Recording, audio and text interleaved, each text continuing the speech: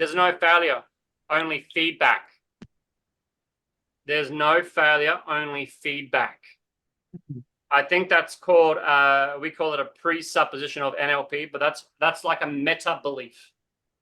It's good for anyone who wants to create a variety of success. There's no failure, only feedback.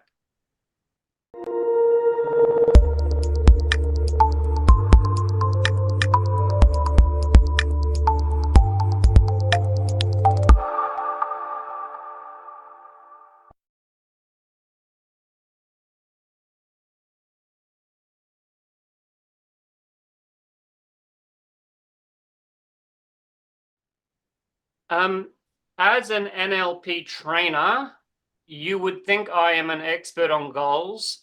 And I kind of am, kind of. So I'm going to share with you where I really am an expert, but I'm also going to need you guys to share and contribute because there are so many mixed opinions on this subject. Something I am sure of. Traditional goal setting or SMART goals is fantastic for the Olympics. For the Olympics. The traditional goal setting of having a specific, measurable, achievable, realistic, time-based goal, SMART goals and visualizations is excellent for the Olympics. But is anyone here in the Olympics? Our situations are more complex, are much more complex. Yeah, and I've coached a couple of athletes, and I can tell you what, if I coached an athlete on winning a race, great, can do. But when I coach someone who is like a Muay Thai, yeah, or a Muay Thai or a Brazilian Jiu-Jitsu wrestler, it's a different thing. It's different thing, yeah. Particularly when there's a 1 in 2 or a 50% chance of them losing, just on the bare basics of there being two people. When you take out the bigger time frame, you know, like a fighter going in the fight, 50% chance is going to win, 50% chance is going to lose, and then comes the bigger context of you have a job, you have family. And this is your hobby, and you're trying to win this championship, it starts to get a bit more complicated. If it's an Olympian, life's simple. Number one priority, gold medal. Family, friends, screw them. They'll come back later. Number one priority, that gold medal. Right? So the traditional method, I feel, comes from the Olympic stage. And perhaps modeling, let's model the Olympians, and then let's apply it to everyone. Hey, Daniel, thanks for turning your camera on. So Daniel's got a family. Let's apply the Olympian model of a SMART goal to Daniel, who has family, job, rent, bills, partners, friendships. He can't tell them all to get, he has to consider all those complexities and still achieve. So the traditional goal setting model, yeah, that's why I'm still kind of going to need your help and advice today and to know what works for you, because that traditional model, no Olympians here. We have 70 minutes. I don't have too many slides, and I've got a wonderful activity, and we're going to get involved and go along the way. So we'll have a few pauses for you to write out and contemplate some of your own answers today. I don't have Zoom groups planned, but I have moments for us to sit in silence with our own visions, our own values, our own goals. Is that cool? I'm going to ultra sweet little introduction. You all know who I am, and this is me and my little kitties just the other week for Anzac Day. And happy Mother's Day for all the mums and everyone that has a mum. Thank you. I love my kids, and I'm fortunate enough to be able to take the time to look after them. think most of you guys know I've got 2 little kids. But what you might not know, is this is me when I was about 21 years old. 21, 22 years old. I was in the army. I joined the army, and it was pretty clear for me what my goal was. My goal was that house. That big house was my goal. Yeah. I was, say, 19, 20 years old in my town when we have an army base. And some of the boys were, some of the local people where I am were in the army, and they were going to places like East Timor, Iraq. And they were doing service when they were helping women and children and stabilizing a country. And I knew they were also making some money, good money. Because most of the boys would come back and they would buy like a Subaru WRX or a little race car. And I went to a wedding with my girlfriend at the time, and the wedding was a soldier and a normal civilian chick getting married. And I was at the wedding, and my partner at the time, my fiance, was there, and we saw a lot of the boys. They came back from East Timor. They were buying their WRXs and their fast cars, and 1 or 2 of them were buying their first homes. Wow. So I developed a pretty simple, clear plan. Join the army, save my money, don't buy a car. Really simple. Save my money, don't buy a car, save it for a house.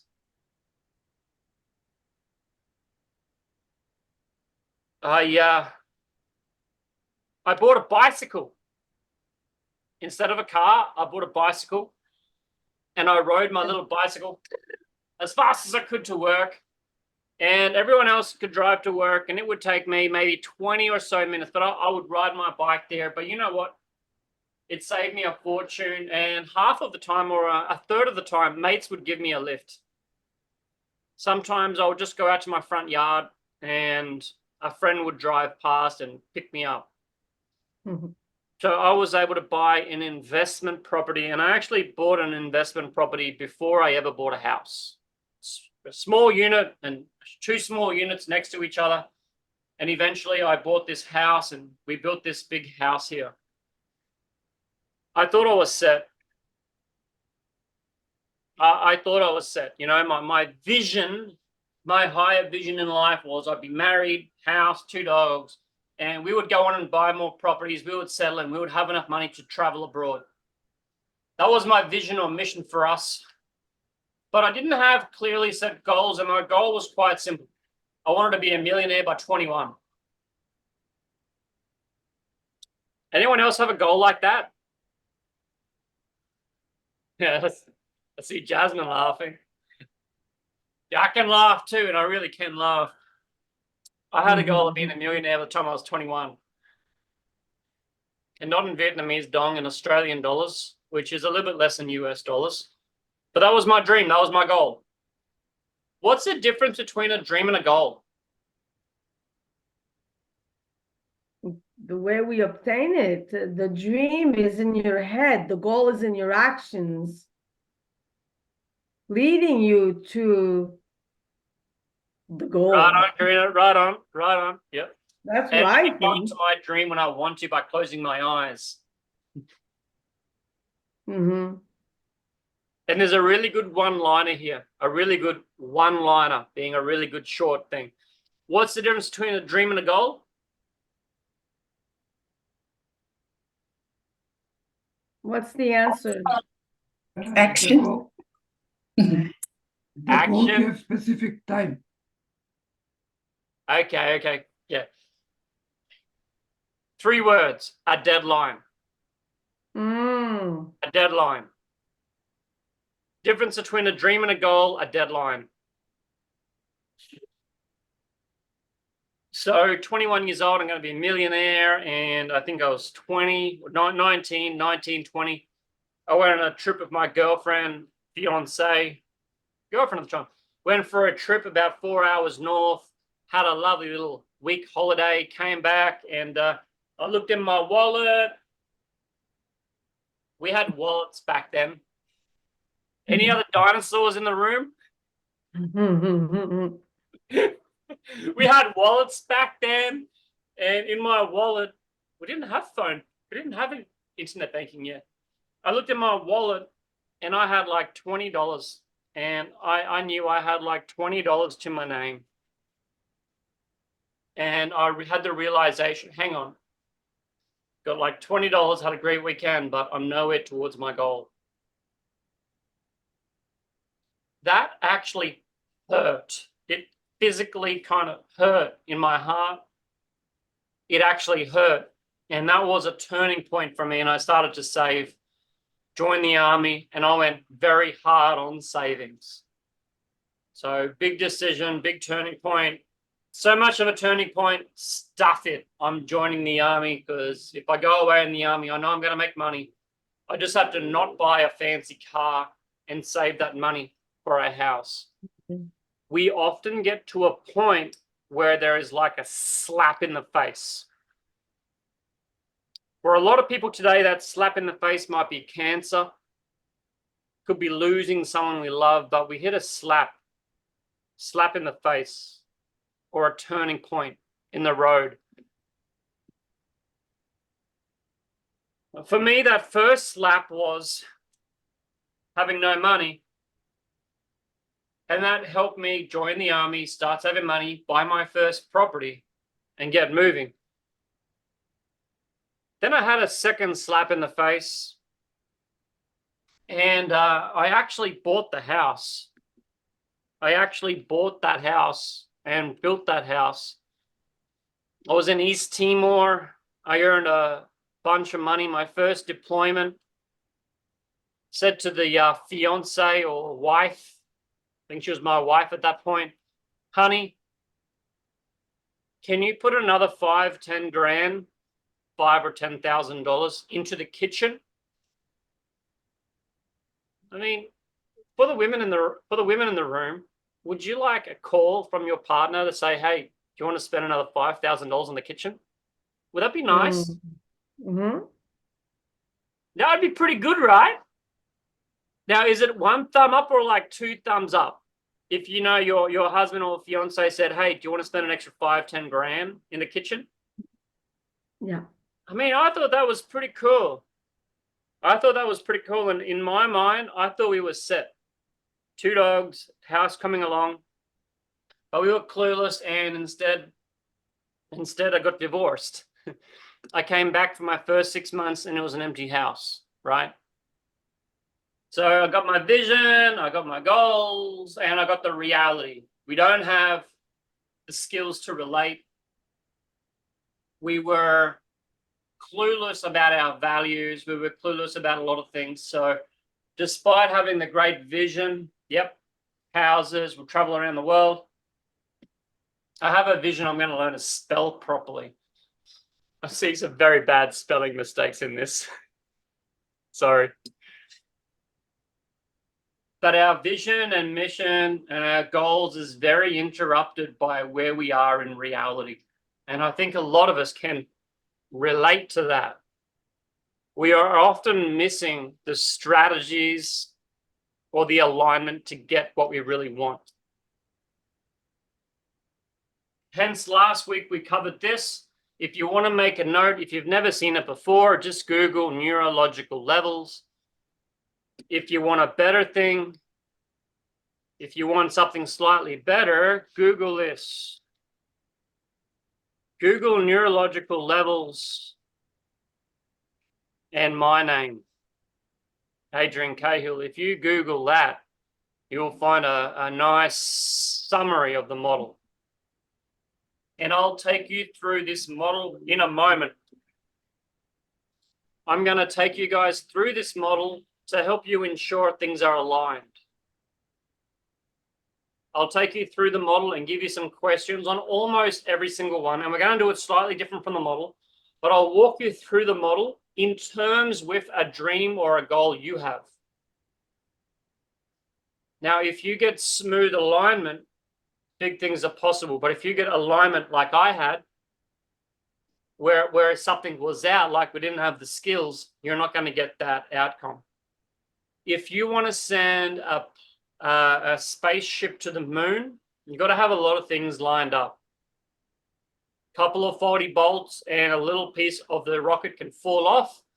A little piece of the rocket falls off. Even a bolt falls out of the rocket. Could be a leak, could be an explosion. It takes a lot of work to get a rocket all the way up to the moon. If it's ever been done, who knows? Any questions at the moment? Cool. So some of you guys have studied goals and coaching. So I'd like for you to apply this on yourself. There will be bits along the way that will be useful for your clients, but let's apply this to ourselves and I'll walk you through it.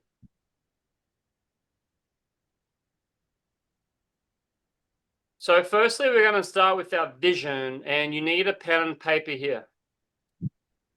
You need a pen and paper. In maybe 1 or 2 sentences, write a little bit of a note about your vision.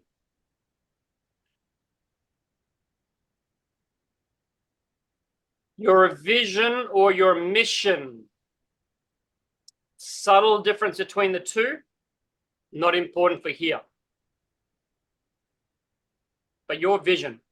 What are you on this planet to create?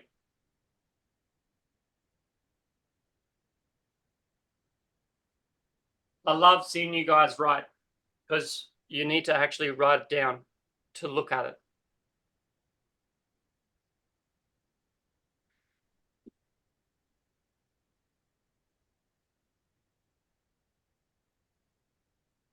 Some people might call it a purpose. What's your vision, mission, or purpose? In neurological levels, it might ask, what's bigger than you? So your vision is bigger than you.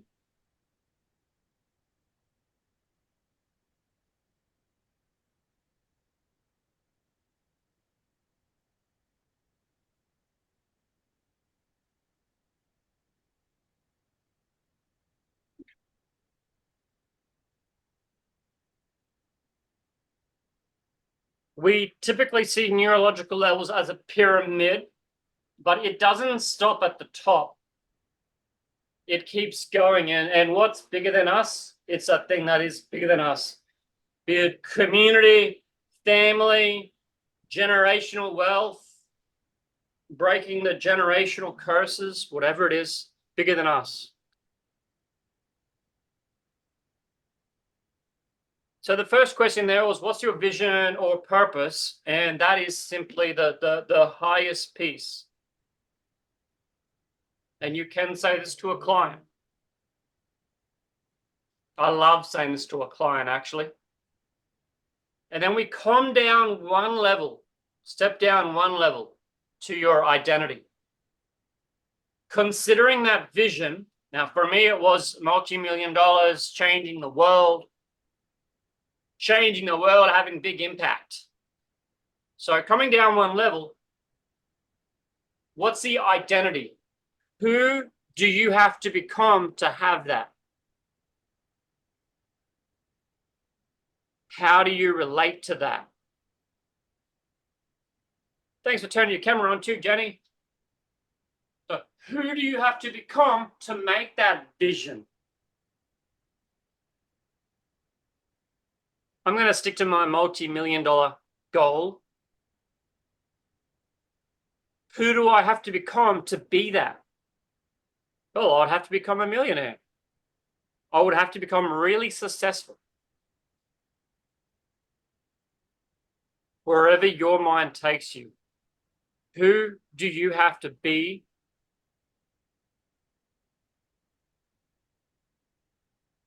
I love seeing Danny and Karina there. They're looking in, they're thinking, who do I have to be? That's exactly what we want. Who do I have to be to have that? Who do I have to become? I have a question. What if who you have to become doesn't align with all the rest? Congratulations on identifying that now. Okay. Ask that question again in 20 minutes. Okay. But yeah, that's the problem. That is the real problem, is when things don't align. Because if it aligns, it's going to be smooth and fast. But there is an incongruency. Some of it doesn't align, and that doesn't align. That might actually be the journey. Yes. The journey may be getting that stuff to align. Now, getting that stuff to align might be on a values level. It might be on a belief level. It might be on a capability level. It might be on a behavioral level. It might be on the environmental level. It might be on multiple levels.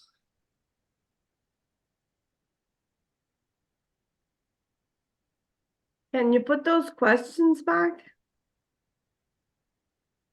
Can you put those questions back on? Yep. Thank you. So now this is going through the levels of the pyramid. Firstly, we asked, what was your vision? The second one is, who do you have to become? Who do you have to be? And before we move further down, another question with the identity, because sometimes you may feel like, hang on, I want to ask more, or I want to look more on that level of identity. So we might also ask, well, how do you relate to that? Because there are some people, let's take the money goal. I use that because it's so clear. A lot of people don't relate well to someone who has millions of dollars or someone who's successful with money. People that have a lot of money are often called assholes or Scrooges or Scrooge McDuck or it's the us and them, poor and rich. Now, if you have the mentality of poor and rich, us and them, well, if your identity includes you being part of them, well, then how do you relate to that? Understand what I mean here? A lot of people think rich people are assholes, but we want to be rich. Now, do you want to be an asshole? I would want to change the way I relate to that, and I recognize that rich people aren't assholes. Some of them are, but I know some people that have no money, and they're even bigger assholes. Assholes aren't defined by their money or their lack of money. Assholes are defined by what they do. Assholes are assholes. Yep. But if I was to think that people that have money are assholes, that would really stop me from becoming successful with money. Yeah?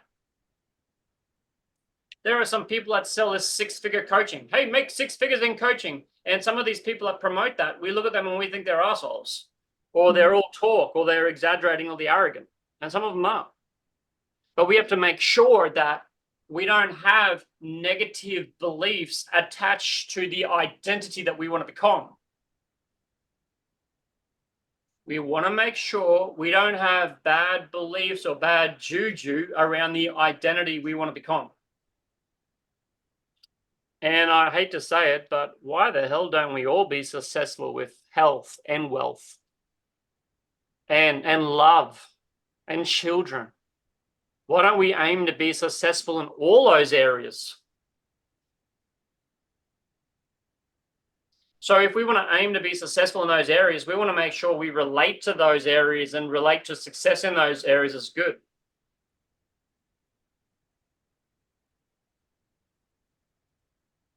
And then we step down one level to the values.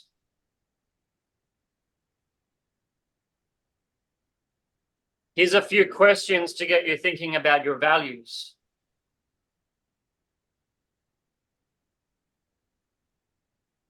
And it might be, what do you value in a good life? Or it might be, what do you value in your vision? What do you value in the identity? To have you thinking a bit more, I added the question of, what do you value in relationships? Because if you have a big vision, it's going to include relationships.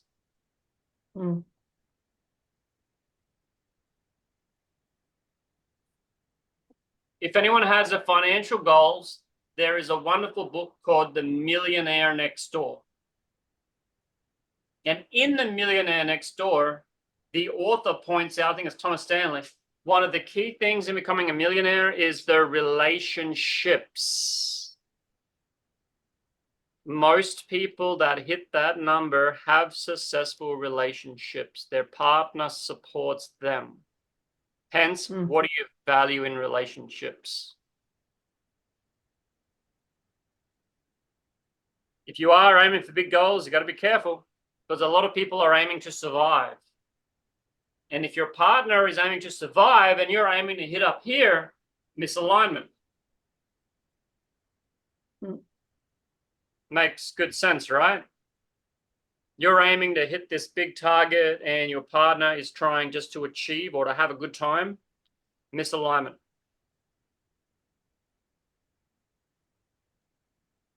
Pause. Any questions? Do feel free to ask them.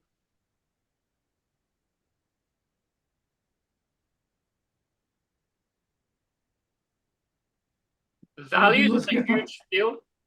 Yep, Darko. I want to say I do not have questions, but it's provoke a lot of thinking processes. Yes, it's good. It's good.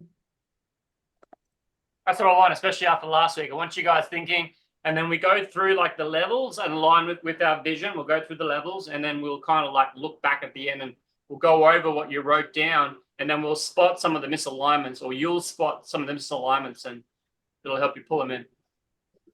Jenny. Yeah, I was thinking of your question about becoming. And to become, in my belief, there's something that you have to unbecome. And there's some people that you have to let go of because they do not align with the vision that you have for your business, your company, your life. And along the way, I've learned that there are persons who come into your life just for a season. And there are persons who come into your life for a lifetime.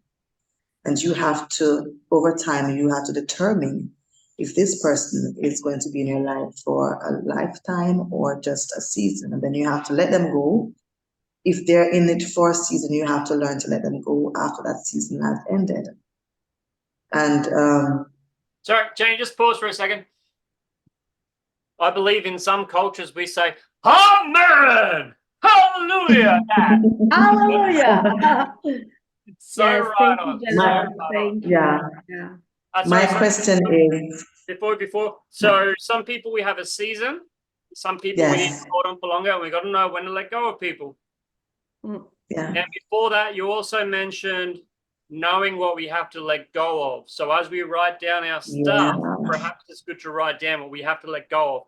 And guys, do write it down, because when you write it down, I've got books in my bag and I pull out the book sometimes at a cafe. Everyone's on their phone. I pull out my book and my book reminds me of what I'm holding on to, what I'm letting go. Yeah. Thanks, Jenny. Please go on, Jenny. Question, Adrian. How did you navigate letting go? Because I'm at a crossroads now. My visions are so big, but then the relationship that I have, I'm seeing that it's aligned. So how did you learn to let go and who to let go of over the years of building, Motivate community and your coaching practice? Well, sometimes I knew in advance and sometimes it just burnt me. And when it burnt me, I'm like... May I answer, Jennifer? And then after a while, it became clear sometimes I learned because it burnt me. Karina? I think that I understand, Jennifer. I think that I understand where you come from, girl. When I met Adrian and Darko, I crossed that path that you're in right now.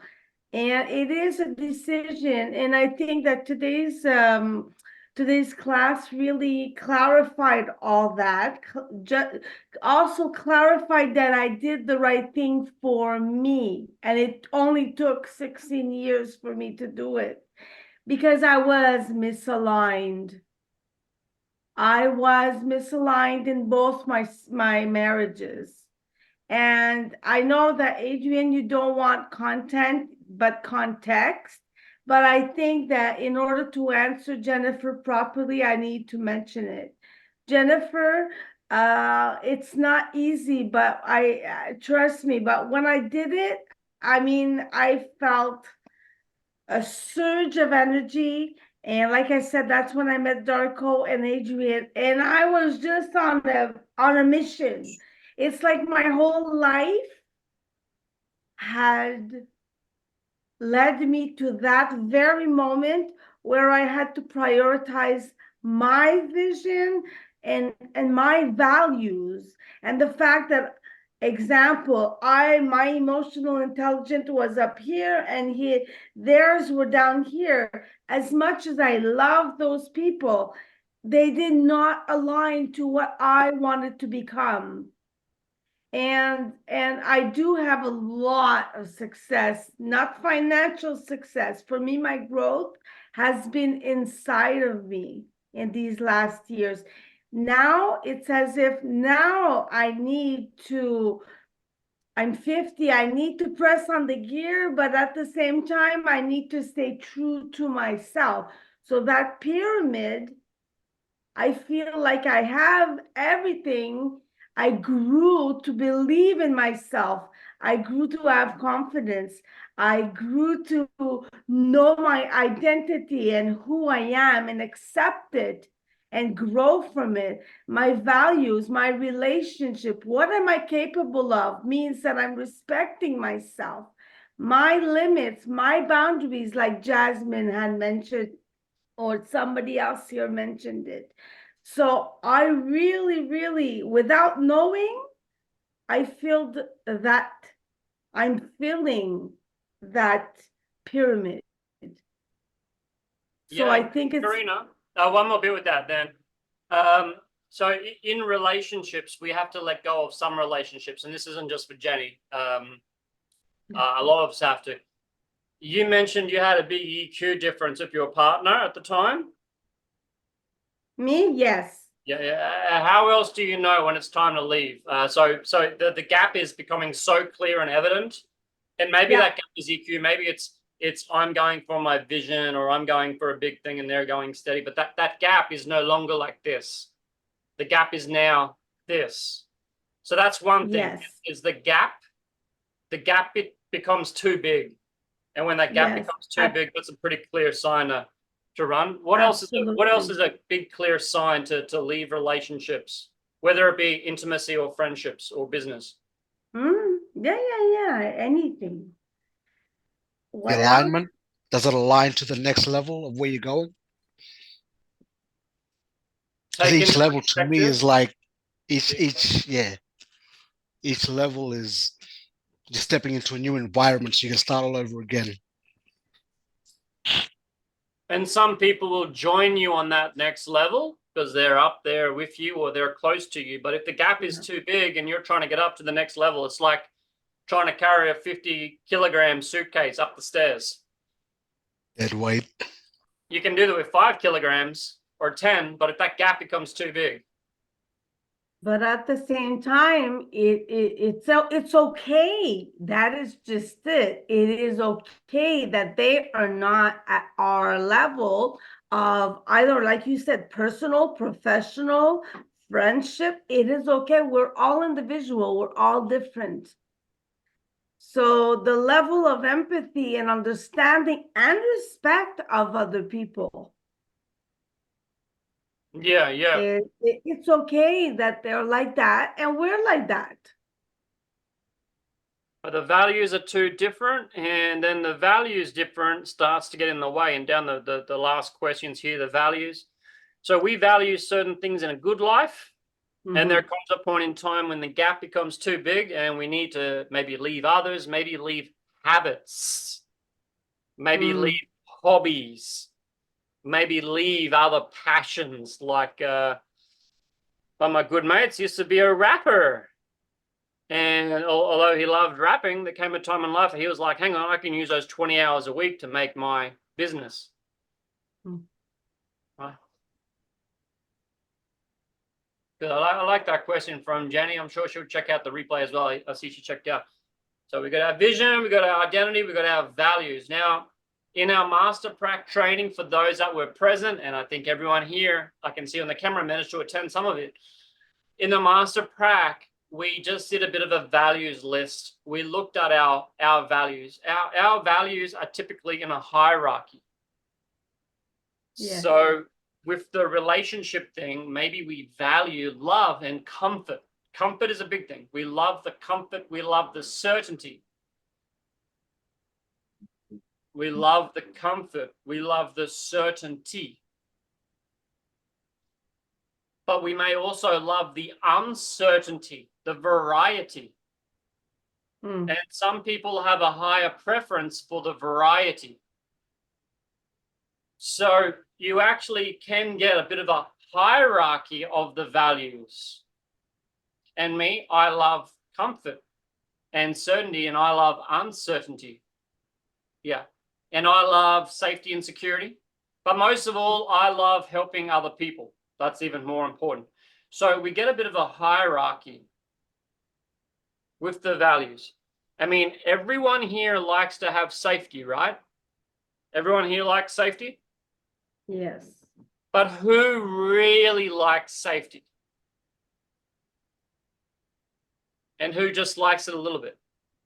It becomes boring to a certain point, right? Yeah. So it becomes more important when we don't have it. Mm. Yeah, and this is a tricky thing. This is what makes values so interesting. When we don't have it, they become more important. The lack of a value raises its importance. So we tend to write them into a hierarchy, but it's a heterarchy. They interfere or they mix with each other. When something isn't being mixed, it becomes more important. When it is being met, it becomes less important. I mean, drink a bottle of water, and then how much do you value water? Well, you don't really value it now. But if you don't drink water for 2 days, how much do you value water? Mm. Now, it's the exact same bottle of water, but its value goes up and down depending on how full I am. Love is exactly the same. The lower we are on love, the more we value an external bottle of love. The more we're full of love, the less we need it because we have it inside.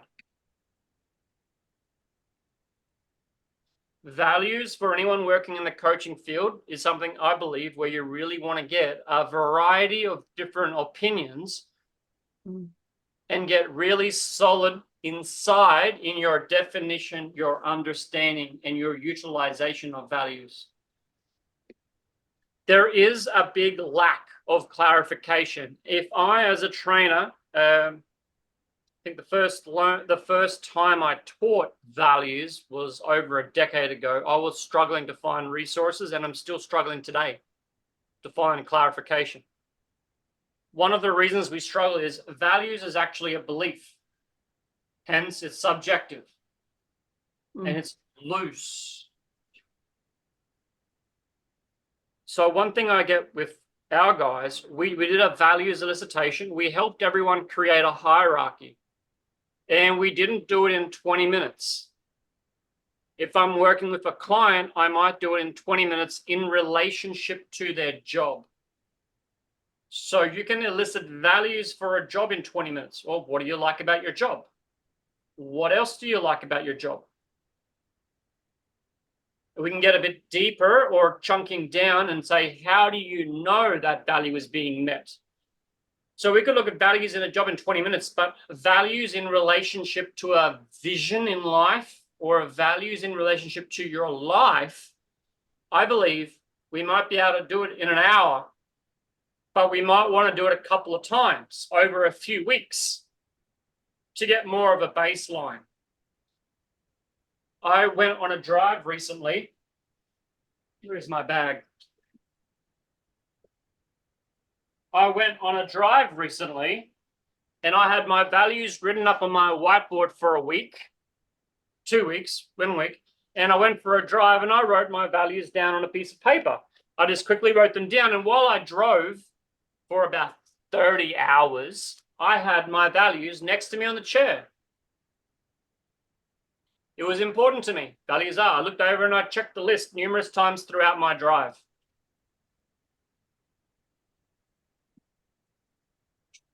When it comes to this pyramid, the top changes more slowly. The bottom changes fast. Our values, maybe they don't change over our life, because people here value comfort. People here value variety. People here value love. We all do. So the values don't change that much, but where they are in the hierarchy does.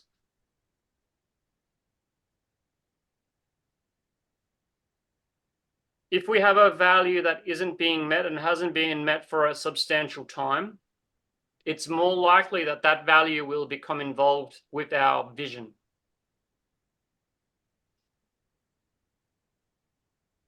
Nothing quite like, I hope no one has this, but if anyone loses a child, if you lose a child, you know, or your wife or your husband dies via suicide or an early death, suddenly that's going to affect your value. You probably have family as your highest value after that. If you have nothing traumatic with your family ever in your life, maybe family will be a lower value. Karina? What you said right now made me forget my question. All right, if it comes up again, you can share it, of course. Mhm. Now, these are the three biggest ones on top of the pyramid. And a lot of the times people have a vision like being a Hollywood celebrity, being an actor. Now, some people might say it's a bit immature, but that doesn't matter. If someone did want to be a Hollywood actor or want to be a millionaire, well, what do you want to be a millionaire for? What do you want to be a Hollywood celebrity for? Just take a look at your vision for a second. What do you want that vision for? What will that vision allow you to feel or experience that you couldn't before?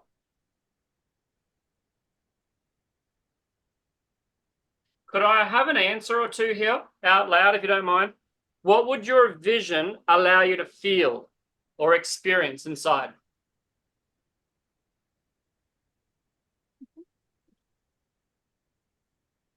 I think that the vision that I have definitely brings a lot of pride, a lot of comfort.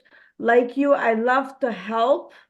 So seeing results in people is huge. And it shows me that I'm doing the right thing, that I'm on the right path. But the question I had before, or maybe a statement, I'm not sure, but sometimes we need to change our identity for the vision that we have, but is that being aligned or not? Do you understand the question, the way I'm putting it out there? 50-50, because on my mind went to, okay, pride and comfort, they're great values. And if your vision and mission is there and it gives you pride and comfort, that's great. Now, please say your question again, but in some different words. I'm not saying it's for me, but for some people, they might have a vision that requires them to become another person, to embody another person. And that can be good and bad. Exactly. Okay. But it's definitely worth considering. So I want to be a millionaire, and for me to be in that identity, I got to rip off people. I got to rip off people, and I got to be a Scrooge McDuck. Well, that's my identity belief. I got to be a Scrooge McDuck and rip off people. But they're actually beliefs that are rather limiting.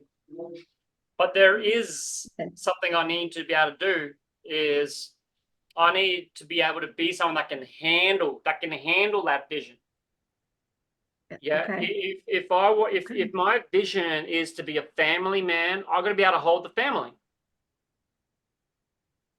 I've got to be able to hold the family. Now, holding that family isn't part, well, you could say it's identity, but holding the family becomes part of the next slide. Our capabilities. Are we capable of holding the family? Are we capable of managing $1 million? We're going to make a business, our vision, make a business that changes the world. Well, are we capable of being that person?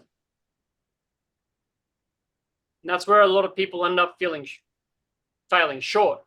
It's their beliefs around that person or the capabilities around that person. Do you have to have the same belief and capability? Well, if they align, they align. If they don't, problems. If they Okay. don't, problems. I mean, you Okay. might still be able to achieve it, but it might be a rough ride. Okay, so look at your vision that you've written down, the identity and your values. Well, what do you need to believe to make that happen? Well, you need to believe you're capable of it. Yeah. You need to believe you're worthy of it. Yeah. What else do you need to believe?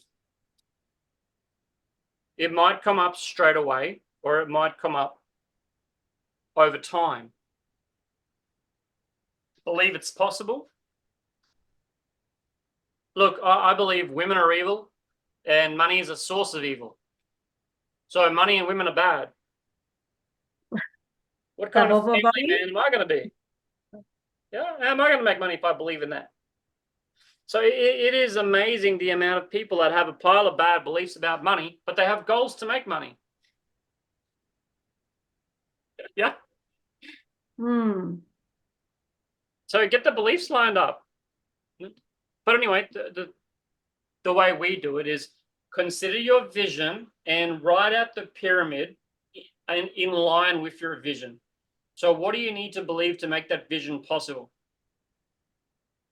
Your vision that you wrote down, what do you need to believe to make that possible? Or if that is possible, what do you believe? For those with financial beliefs, money makes lots of things possible. Love, if you have love in your higher thing, well, love in a loving relationship and a loving partner helps make the vision possible.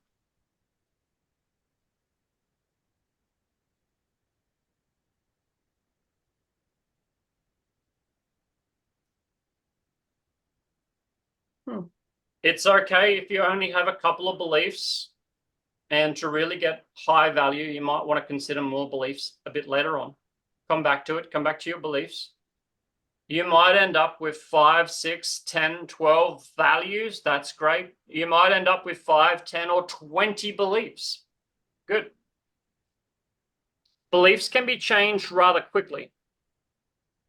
For those of the NLP training, beliefs we can change in maybe 5 minutes. Sometimes 5, 10 seconds, sometimes 5, 10, 20 minutes, sometimes 40 minutes.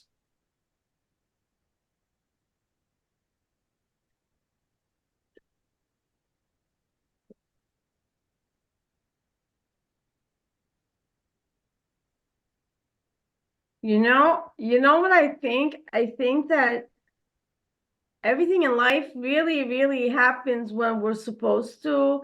And I've missed a few. Jay is here. Sorry, I've missed a few. Hey, Karina, so a belief Karina said is things happen for a reason, things happen at the right time. That's what I believe, yes. That Okay. is what I believe. And you see, of all the classes, this is the one that I picked up this morning. You know, I wanted to go to Daniel's class. I wanted to go to Darko's and Jay's, but this is the class that I've landed on and that I chose to, I guess, wake up. and it's probably the one that I need to hear right now. That's, again, my belief that this is what I needed to be reminded again. Sometimes some people believe, some people believe when the student is ready, the teacher will appear. Yep. What are some other positive beliefs? What are some other beliefs that might help you? I got a good belief. Intuition is bullshit. No. I would believe that we should listen to our intuition. And I also believe we should listen to younger people and much younger people and older people. I believe we should listen to most people and just have the discernment. Darko or someone else, what are some positive beliefs you think would be very useful? Regardless, what's some beliefs that would be very useful for perhaps everyone in the room? I think that we need to follow our is it intuition or emotion? That something feels good, and we also need to invest time to achieve what we want, what we feel feels good. Thanks, Darko. A little refinement with that. We don't want to follow our feelings, but we want to pay attention to our feelings. Be aware, because sometimes feelings take us away from doing the actual hard work. A friend of mine says, I always follow my feelings. And I went, well, sometimes you're feeling scared because you're facing a shadow. So good on you for following your feelings away from the real work. So it's important to have feelings, but know when to follow them and know when feelings are trying to lead you away. Sorry? How is it that we follow our feelings? Following our feelings can be absolutely suicidal. I mean, my friend is suicidal and his feeling says life's not worth living, end it. Yes. No, don't follow your feelings. You got a brain and metacognition for a reason. So yeah, being aware of your feelings are important. And what Darko said about feeling your feelings, he knows as well. You follow your feelings, but there are times when you don't. Oh, yes. Positive feelings. Yeah. So And intuition. Following suicidal thoughts. May I jump one thing? Yeah, Jess? Hello. Because there is a Chinese saying, I just recall that we say intuition is from the heart and the feeling is from our brain. I don't know whether that makes sense to your English speakers. Jay and I were talking about that the other week. What do we say, Jay? Feeling is like a sensation, and emotion is like a feeling or a sensation, but it has a bit of cognition to it as well, like labeling, categorizing.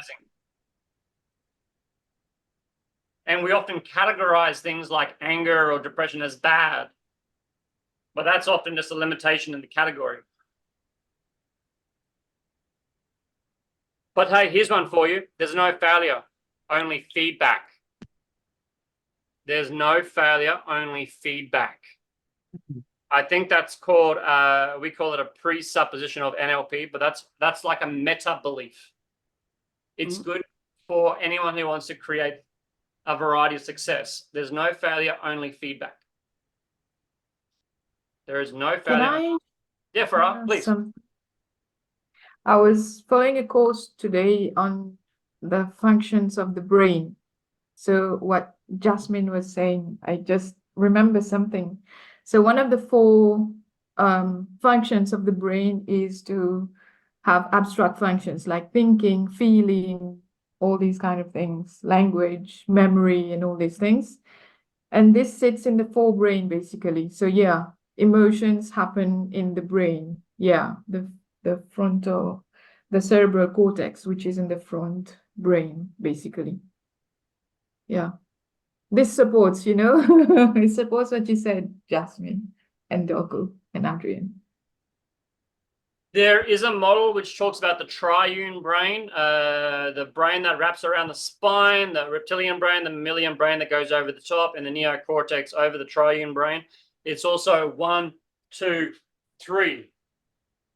So the triune brain is 1, 2, 3, or 1, 2, 3, around there. It's a great model. And if they help you get clicking moments, which they do, wonderful. If you just go the original spinal, reptilian, the mammalian, neocortex, we want all 3 working together, heart, brain, and guts, because your guts is where the hunger comes from the gut, yeah, or the reptilian brain. The emotions come from the heart or the mammalian brain, and the thinking, the metacognition, or the neocortex. So the triune brain or the 1, 2, 3 models line up. So if you do see someone like Simon Sinek saying he created the triune brain, or he discovered the triune brain, he discovered it in a book. The 1, 2, 3 brains was written very well in a book or books called M-Brain or M-Braining. So one of them being the triune brain. Oh, I discovered the triune brain. Marketing gimmick. TEDx gimmick. Marketing best-selling gimmick. M-Braining written by NLP trainers, genuine breakthroughs. And the M-Braining, they'll tell you where they discovered it. Positive psychology, NLP, or the Vedic texts in ancient Indian texts. That's where the M-Braining comes from. 1, 2, 3. And as this 1, 2, 3, as above and below, this is very important for our goals and our visions as well. When you have the multiple brains or the triune brain, when it lines up, if you could imagine going through traffic, perhaps 2 lanes, maybe 3 lanes or 4 lanes, and it's peak time and there's been a crash. You know how slow traffic goes and it can stop. You know that feeling, right? And then you know what happens when it opens up and suddenly the trafficking goes, yeah? So when the brains or the mission identity value lines up, we often get a surge of energy. There's often a surge or freeing or releasing, and things go smoother and faster because it's all lined up. If they're not lined up, it's like getting around in traffic like this. Oh, hang on, I've got to satisfy my relationships. Oh, hang on, I've got to pay the rent. Oh, hang on, I've got to feed the kids. Oh, hang on, I've got to get back to the relationship. Oh, hang on, I've got my mother-in-law. We can go all over the place, but when it lines up, smoother, efficient, manifestation, etc. Too many manifestors in poverty. Okay, now let's see what you said about it's true. When everything is aligned, everything goes very fast. The universe goes fast. That's what I'm learning, that everything goes fast if you want it to go. Yep. Now, in order to go fast, we got to get down the next level of the pyramid. Capabilities. Yeah. What will you need to become capable of it?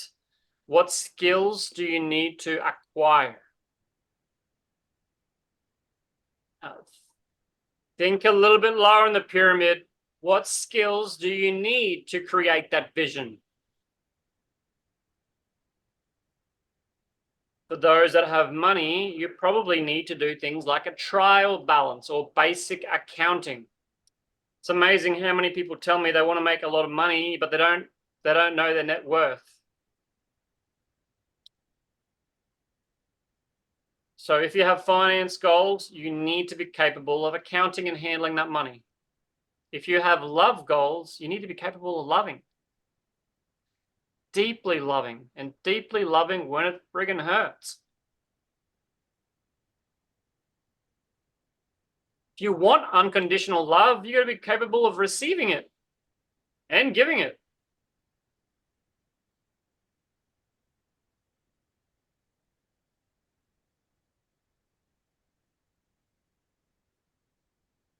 I don't necessarily believe in this. I'm just going to blurt it out. Maybe if we want to have amazing kids, maybe we have to be able to, maybe we've got to be capable of delaying our own. Maybe. If we want to have amazing kids, maybe we have to be capable of teacher skills.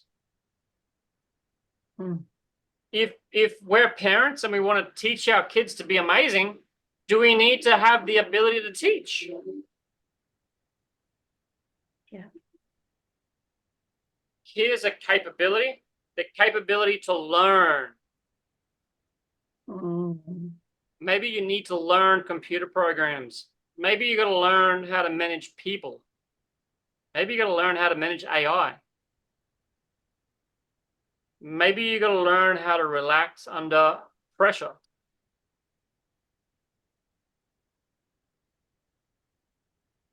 considering your vision, what will you need to become capable of doing? What are the skills you need to acquire?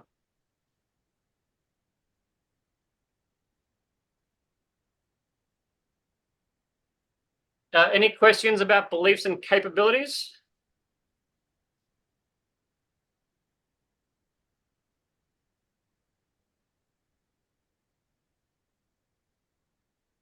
When we have them in the neurological level pyramid like this, something becomes evident.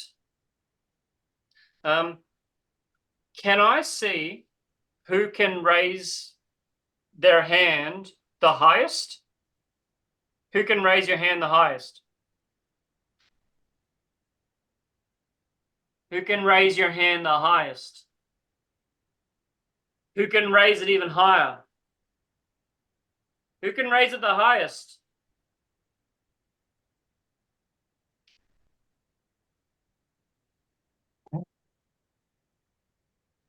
Anyone raise it higher than me? I want a chair. I love doing this in a class. You get a class of kids. You win. Or a class of adults, and you say, hey, I got $10. You might want to write this down, especially if you're a teacher. So you get a class of kids or something, or young adults, and you say, hey, I got $20 for whoever can raise their hand the highest. And you'll see them sitting on their chairs, and they'll raise their hand, and then someone will raise their hand higher, and then suddenly someone will stand up, and then maybe another kid will jump on their chair, and then suddenly you got all the kids jumping on the chairs. And then you're like, boom, that's it. That's it. Because at first, people thought it was this. And then they realized, hang on, I can stand up. I never told them they couldn't stand up. And then suddenly a kid stands on their chair, and they all stand on their chair, like a quarter mile. Our beliefs affect what we're capable of. We need to ensure that we believe that we can get those capabilities. I have a friend who's trying to make money, but he is struggling in using a computer. He is struggling to use a computer. Now, the thing is, maybe he hasn't got the right beliefs in place. Something weird happened to me with my computer. I got these little buttons, Bluetooth 1, 2, 3. And on the back of my mouse, I've got a similar little button, but there's only one. And you wouldn't believe it, but one Sunday session in February, I had a big popping moment. In that popping moment, for the next 24 hours, my brain was really high up in the gamma rays. I was like enlightened for 24 hours. It was pretty wow. The next morning, I woke up. And for the very, very first time, I went, you can do it. I can do it. Mm-hmm. And I turned on this Bluetooth function. And for the very first time, I just connected this Bluetooth thing up to my phone. And it worked. It worked. Just like that, it worked.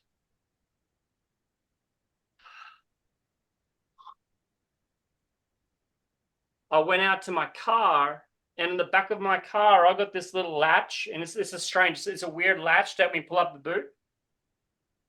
And it's been broken for 2 years. Been broken for 2 years, but I can do this. And I slowly, over about 5-10 minutes, I slowly got this spring together, and it worked. It worked. It works still today perfectly. Yeah? For 2 years, that hasn't worked. For a year or something, I've never worked this. But when my brain was in the mindset of, I can do it, you've got this, I was able to do it. Our beliefs completely affect what we're capable of doing. And good news, you can work on your beliefs in 5 to 20 minutes, you can change your beliefs. Sometimes it happens in an instant. Yeah. So it takes you a lot less time to change your beliefs, your capabilities. It might actually take you, an hour how to figure out how to do some of that high-tech stuff. But if you don't believe you can do it, you can waste years trying to figure it out. So if you don't believe you can make $1 million, you'll never develop the capability to do it. If you don't believe you can have a loving relationship, you will never get the capabilities to do it. On the reverse side, if you believe you can, it's just a matter of time. Can I get an amen and a hallelujah? Hallelujah. Mm. Then, of course, you've got the amen, you got the hallelujah, you got the capabilities, you get the actual behavior, and you start to do it on a regular basis. Yeah. Yep. So now I've had it a few times. Whenever I have to do really hard tech stuff, I know it's just a matter of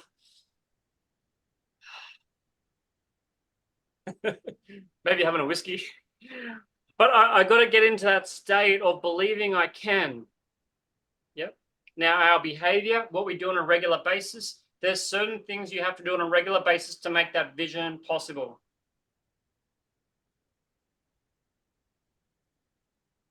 There's certain things you have to do to make it possible.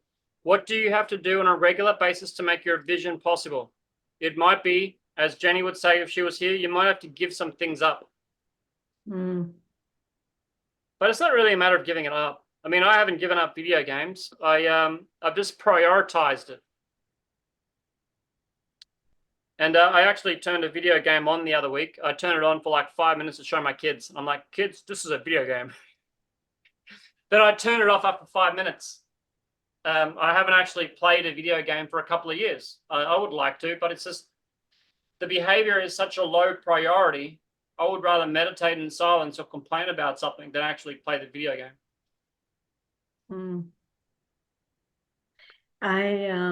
It's true what you say about the behavior thing, because in my podcast, that's exactly what I say. Is your environment conducive? Are your behaviors conducive to the result that you want? Is it bringing you closer to the result that you want? Now, just in what you said, is your behavior bringing you closer to the results you want? Pay attention to that word there as well, the want. So when you think about the behaviors, does anyone have a behavior written down? Like, I need to X.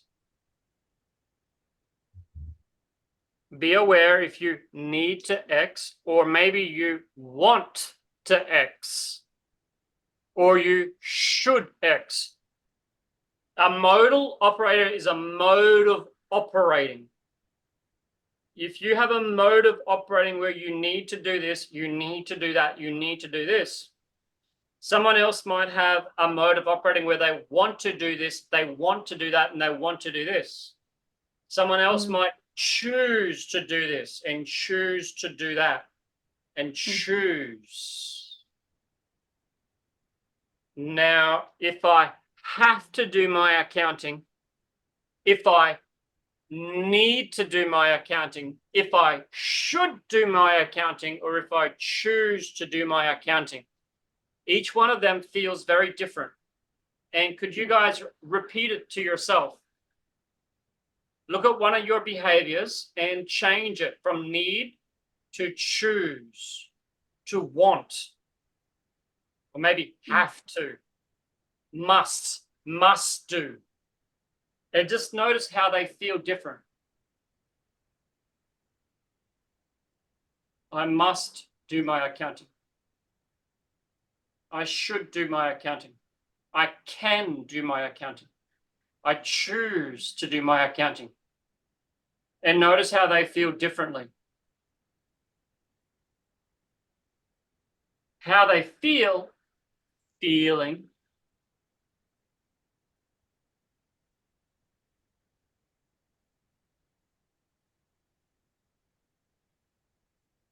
Some people might work better saying they have to do their accounting and they have to do things. Some people are kind of being wired to do what they have to do. And some people might feel better making it a choose, whatever works. Richard Bandler says it doesn't matter if it's true or not. Is it helpful? Is it helpful? Doesn't matter whether it's true or not. Is it helpful? So sometimes you might want to change things to a need. I need to, I have to. And sometimes you might want to change them as a choose to. By the way, an average Friday or Saturday night to me is I'm choosing to focus on the amazing future I'm creating. I don't need to go out and see friends. I don't choose to go to a bar and drink. Sometimes I'll even choose to stay home and I'll have a drink and work at the same time. But I feel pleased to choose. And I choose to need to do certain things. And I need to have to do certain things.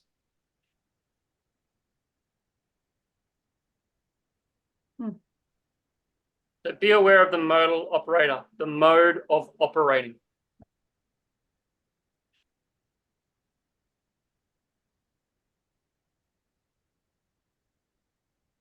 Any questions at the moment, guys? Pretty sweet, hey? So now you're seeing the neurological levels in action. Now, one more slide, which Karina mentioned briefly. The next thing down is our environment.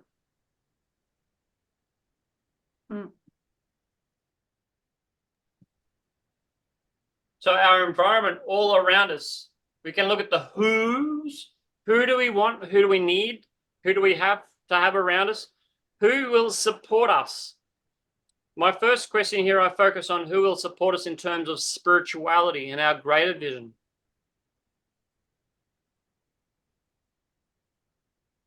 I chunk down a little bit. Who will support us in terms of our beliefs and capabilities?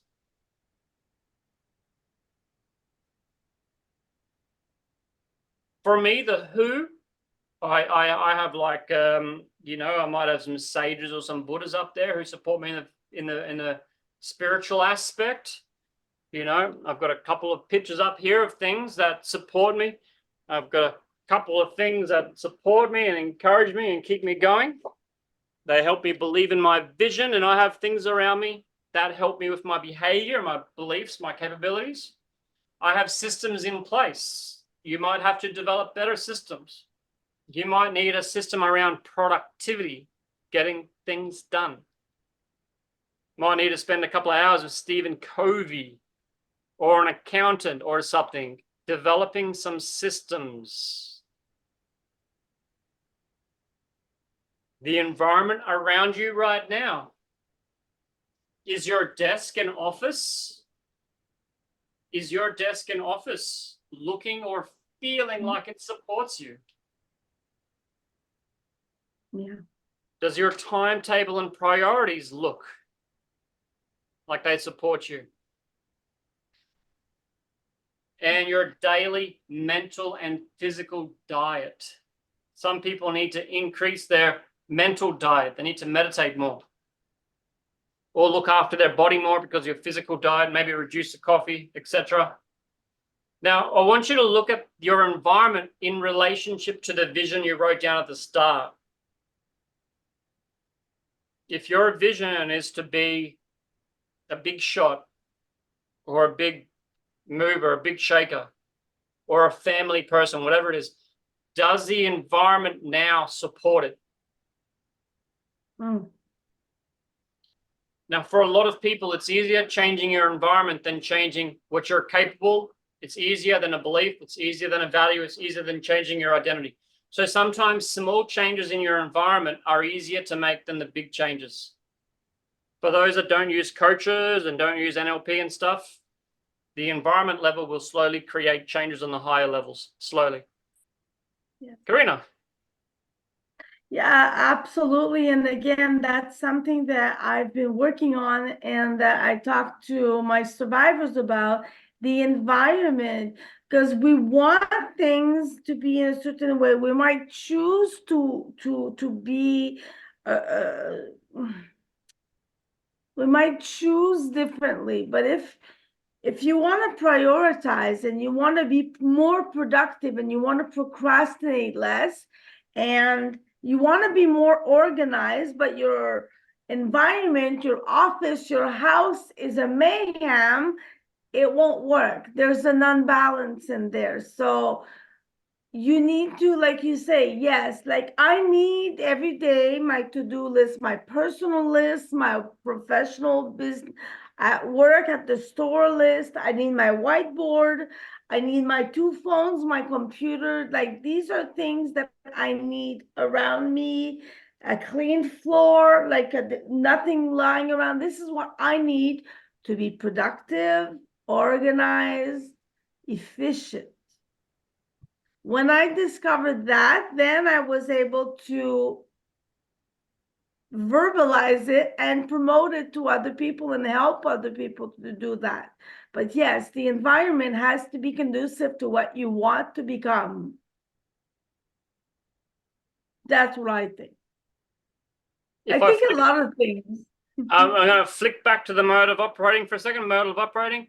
I completely agree with Karina. And if I was going to be coaching Karina, I would say things like she needs to. You need to X, you need to Y. She works well off needs. She needs to have her room straight and organized. And I think that's a need too. Someone else maybe not have that belief, but hey, an organized desk, an organized car, how you do. There's this saying, how you do one thing is how you do everything. But I don't fully believe in that. I'm on time for everything, except for family meetings. If it's a family meeting, I'm pretty much guaranteed 5-10 minutes late now. Why? Isn't family important? You adore your kids. No, because my sister's been a big part of the family. It's the other half, and she has Karen time, which is typically 10-20 minutes late. So I use that as an excuse to be 10 minutes late, and I'm pretty consistently 10 minutes late. So, but I do believe in the how you do one thing is how you do everything, because car, desk, office, well, not all my files are organized. But if you don't have your files organized, how are you going to find what you need? Yeah. All right. But Okay, there's so people that have disorganized organized messes, and we need to respect that too. Some people need to have, I need clarity, they need piles of stuff on their desks, and it works. Yeah. Okay, so I'll just let you know we're at the time, but we're going to go about 9 minutes over today, all right? We'll go about 9 minutes over. So we've kind of gone through the neurological levels, starting with our vision. Now, in the actual pyramid, when I did this the first time 10 years ago, I wrote vision up the top. So when it came to spirituality, my picture actually had vision. You know, your vision, but spirituality, vision, it's all good. We've gone through the pyramid. We're looking at each one of these and getting these into more alignment. We've identified what we might need to let go of. We've also identified modal operators, have to. So we've identified things we might need to let go of. We've identified capabilities, behaviors, beliefs we might need to pull into alignment. A little bit more to work through. A little bit. That's the majority of the content piece. And I'm sure you all get this very much. I see that smile.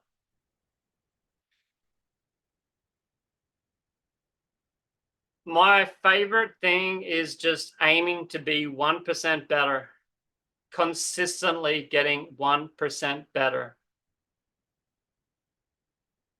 Sometimes the journey is sitting next to the washing machine.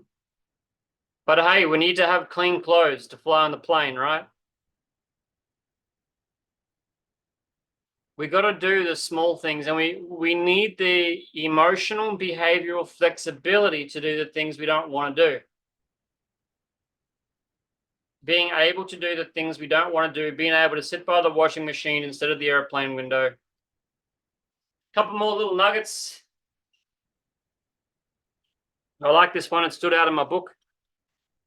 When it comes to a limiting belief, like a limiting financial belief, running away from the problem only increases the distance. Stop and face it. Stop and face it. Stop and face it. Don't blame the butter for what the bread did. Stop blaming. I used that slide the other week. For all of this, we got to stop and go in. That seventh direction, within.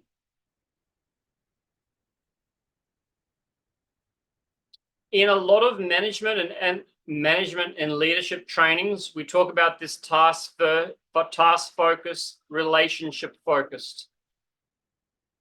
Don't be like me when I was younger. I was so task focused, I let the relationships go. Don't be so relationship focused that you let go of your tasks. We've got to find a middle ground. For the coaches, because there's a few here, coaches, who pays for people? Who pays for someone to help optimize their life? Who actually pays for someone to help optimize their life?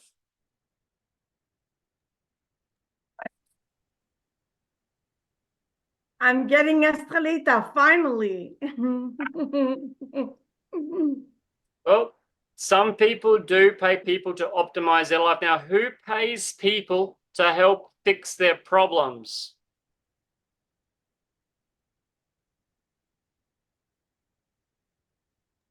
For the coaches, be aware, a lot of the money in coaching is on fixing problems, not optimizing. So if you look at your work, a lot of your work that we've gone through today is to help optimize you to go towards achieving your great vision. But we are a small percentage of the population. A small percentage of the population work towards achieving their dreams, their vision, their goals. The majority of people are focused on moving away from pain, away from poverty, away from failure, away from falling in their face. It's a small percentage that are really aiming towards achieving big things in life. Because that feels good, but falling on my face is painful. So there's a ton more people paying to fix the pain than paying towards goals. That's why most coaches struggle, are helping people optimize, helping people go get. But only a small population is actually go-getters. Most are just moving away. Now, people that are moving away, they can still achieve big things, but that takes a lot more metacognition and a lot more partnering with people that have it figured out to actually strategize and set up their life so that pain moves them to achieve the bigger things. Because the pain itself only moves people to get a little bit further away from the pain. Yeah. So the away from motivators, they only get a little bit. Yeah, they never achieve the bigger things because they're working on away from motivation, away from starvation, away from not being able to pay the rent, away from heartache, away from pain. It only gets them a little far. So if you want to really help people achieve big things, be aware you're only targeting a small percentage of the population.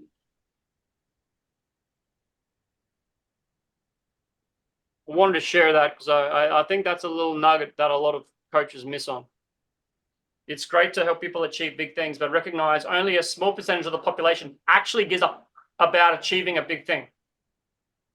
90% of the population is more worried about failing. Okay, top 5 processes. Obviously, your vision boards, dream boards.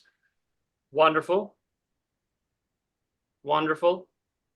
Doesn't matter so much how you do it. Dream boards, vision boards. 2, the values elicitation. Becoming fully aware of your values. Eliciting your values. Aligning your values. And with that, maybe updating the belief systems, number 3. So once you identify a value like security, what does security actually mean? A lot of people feel that value of security is really important, and the definition of it is having a good job. Fundamentally flawed, because the jobs will fire them in a heartbeat. So updating belief systems, the fourth of the top ones I have is modeling. Who has already done it? Who has already done it in the spiritual aspect? Who has already done it in the capability aspect? You might need to model a couple of people. Now, the next one's a big one, looking at the time. The next one is enhancing our meta states and meta strategies. Meta meaning outside, bigger. For example, accelerated learning. Accelerated learning is a meta strategy. How to learn things a lot quicker. One of this is learning from experiences or learning from mistakes. There are some people that create the same mistake over and over and over again. They haven't learned how to learn from their mistake. Yeah? So as soon as you learn how to learn from mistakes, you're on the upward trajectory. If you haven't learned how to learn from mistakes, good luck. And most people have to repeat mistakes over and over and over again or cause enough pain before they learn. I've been there in some areas. I have to create enough pain for me to really go in and do the process. Accelerated learning, learn from experiences is all heavily, deeply NLP, but you'll also see this in some other fields. A lot of other fields take it from NLP, or they just happen to create similar models. Emotional and behavioral flexibility. To be flexible with your emotions, be flexible with your behavior. Another meta strategy, installing new behaviors. NLP terms, new behavior generator, or the end-step reframe. If anyone wants to work with Darko, Karina, or I, we will probably be doing the NBG, new behavior generator, or the end-step reframe. We can teach people in 10, 20, 30 minutes how to install, or not how to, we can actually have them install a new behavior in 10, 15 minutes. Increasing metacognition, whole brain utilization. How do you increase metacognition? Meditating is one. Whole brain utilization, using left and right, left logic, right creative. If we use whole brain, because there's a little bridge in the middle, get that whole bridge expanding and get more whole brain utilization and metacognition, and your thinking goes up through the roof, a lot more possible. Last one in there, but there's more. Last one, timeline and spatial processing. Rather than sitting in the one spot and trying to do all your work from the one spot or doing all the work while in your head, put it out on the floor. Jasmine Farrar, how did you like doing that in Bali when you actually had the spots out on the floor? Was it useful? Now, would you say it was a little useful or very useful? Very, Very useful. very much. Yeah. It is so useful. So useful. We're trying to think in the one space. Don't stop. That's a strategy for gimps. Use circles on the floor. If you have a decision to make, decision 1, decision 2, and actually stand in decision 1. Come out. Stand in decision 2. Actually using spaces or a fictional line on the ground really helps you process and get high functioning from your brain. There's more, but that will do for now. They're the top processes I said. So processes around visions and dream boards, processes around values, processes around belief systems, processes around modeling, and the processes all around meta states and meta strategies. NLP, by the way, is largely this meta state, meta strategies. We get the meta states and meta strategies traditionally through modeling. And through modeling, beliefs, values become clear. So yeah, NLP is the gold mine, but you got to do the real NLP, not the American board NLP or the Tad James NLP shortcut variety. Just so you know, I've invested a fortune in NLP, and I keep going. And I keep going because my net worth and my results and my family keep going up, so I keep investing in it. I put all of this stuff together into our training, and we were in Bali just recently, and next we're going to be going to Chiang Mai, North Thailand. So feel free to come and join us. We're going to have 2 weeks in a beautiful resort in Chiang Mai. I believe we'll probably have Chris Williamson, who works with, you're going to have at least a few $1 million to work with Chris. Janine Jacob, who's an absolute powerhouse in China. Kevin Liang is a super hypnosis guy, one of the best in Asia, goes around the universities. I'm going to be with Kevin in a month. I'll be with Janine in just under a month. And if you want to join us in Chiang Mai, it's going to be pretty cheap, actually, because I make my money with investments and I do this for the love of it. If I had a ton more money, I would be doing the same thing, but I would probably have 2 Darkos. And Karina would actually visit Australia. We run our community online largely since the COVID thing, even though the COVID's coming out. So once a year, we go to things like Bali or Chiang Mai next. Otherwise, we train online. And I'd love for you guys to join us sometime. If not, come join us in Shenzhen, Shanghai, or Qingdao in the next month. 15 minutes over. Now I'll shut up. Thank you for your time. Next week, we're going to have Karina. Okay. I'm coming. Sorry. A very important topic, procrastination. Not one I do. I don't do procrastination because I've attended sessions and I've learned about procrastination, so I don't do it anymore. Karina, procrastination. Yes.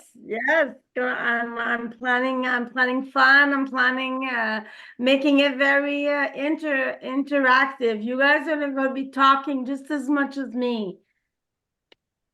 Yes. Can you tell me one last thing? Your trip when is it? Chiang Mai in February. And Chiang Mai, I'm assuming that's in Asia. So if I visit Chiang Mai Chiang Mai is in North Thailand. And okay.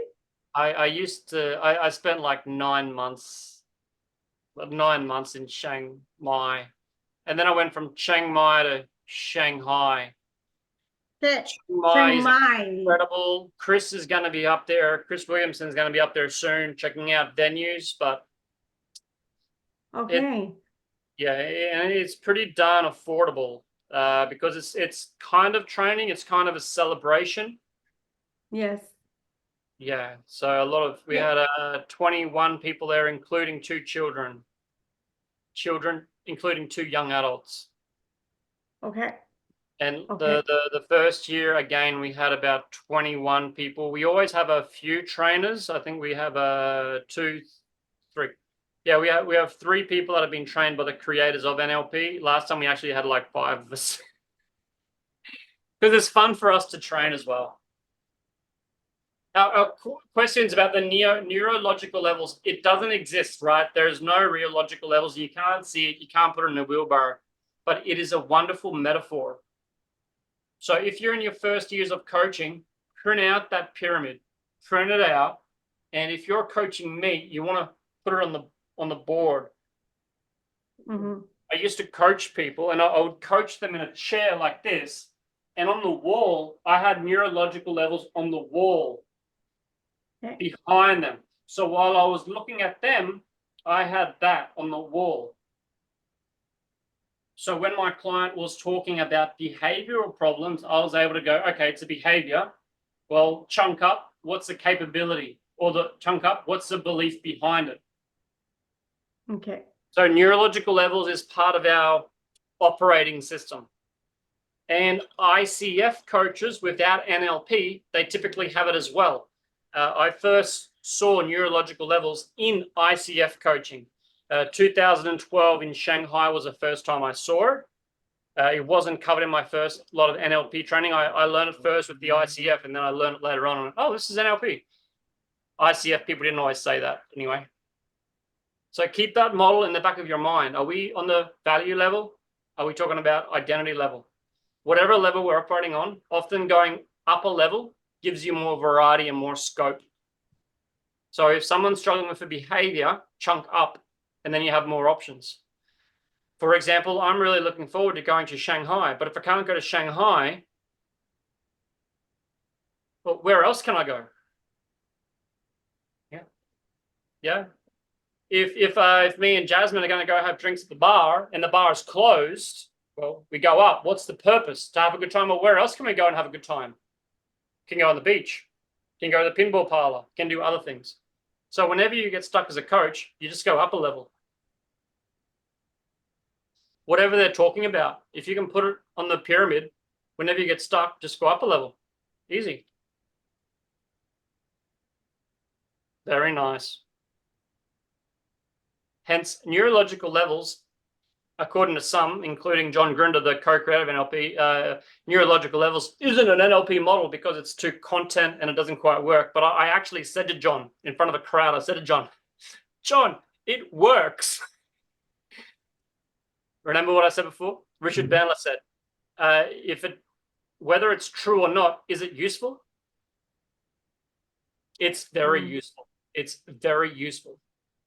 Whether it's true or not, matter of opinion. Is it useful? Hell yeah. All coaches should have it in their back pocket.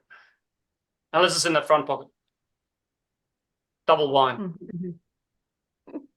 Any questions you'd like to ask about neurological levels or goals and alignments? Because really, the only reason people aren't achieving goals is because it's not aligned somewhere. It's just a matter of where isn't it aligned.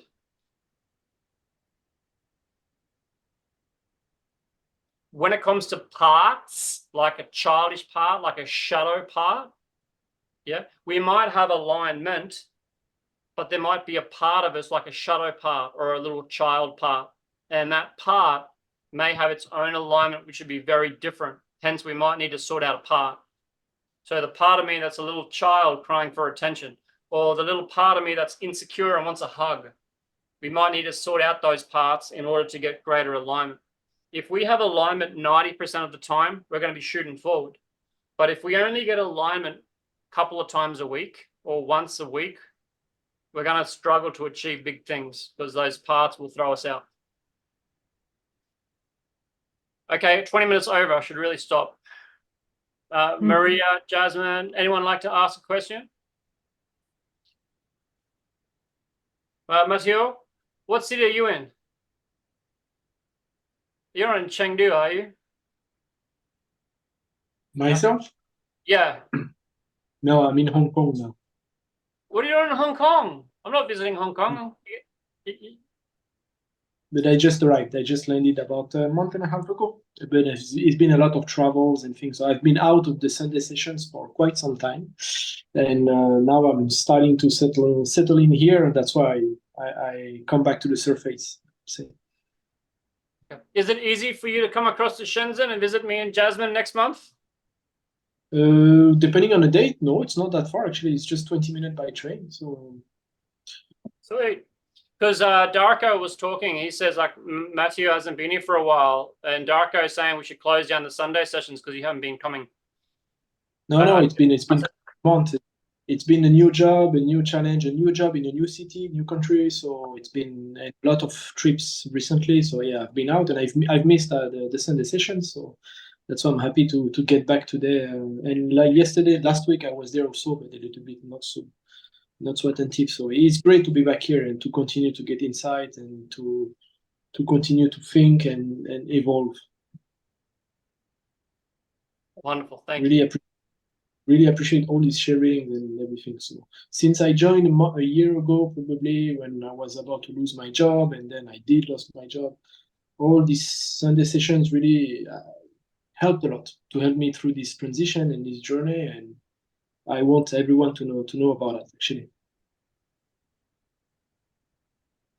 Thank you very much. So we have a YouTube channel as well. Darko's put in the chat. Every Sunday we're here. We have the YouTube. Coming is probably the best thing because you actually see each other's faces and you know we all care, and we have a lot of breakout rooms normally. Next week we have Karina. We have a lineup for the next 2 months, I believe. If you want to put your name down and speak as well, just reach out to Estrelita or Darko. If anyone you know wants coaching or wants to do face-to-face while I'm in Shanghai or China, just yell out. I'll be seeing some people face-to-face while I'm there. Maybe doing a little event in Shanghai, Shenzhen, Qingdao. Not Hong Kong. Yeah. I'm about to move all my family to Hong Kong, so it's just a matter of time. But let's see. Life is, I mean, the world is small. Mm. And we often want things straight away. We often want our goals straight away. We want our love, we want our money, we want our health, we want it kind of now or in the next weeks. But in reality, this time is a whole new dimension, and sometimes things just take more time. Yep. It's about to identify the hurdles and go one by one, because it's a process, right? Yeah, which takes us around to a big loop, which goes back to Karina's first point, or sometimes we need to extend the deadline. Tony Robbins, I think it was, said, we overestimate what we can do in a year, but we underestimate what we can do in 3 years. Yep. Darko, final point? Thank you. Yes. Thank you. I really Thank you, everyone. Have a lovely Sunday. Make sure you call your mums. Bye. Bonne Happy chance, Mother's Day to Mathieu. the mums. Love you all. See you Bye-bye. guys. Thanks, See you coach. soon. See you soon, guys. Chayo!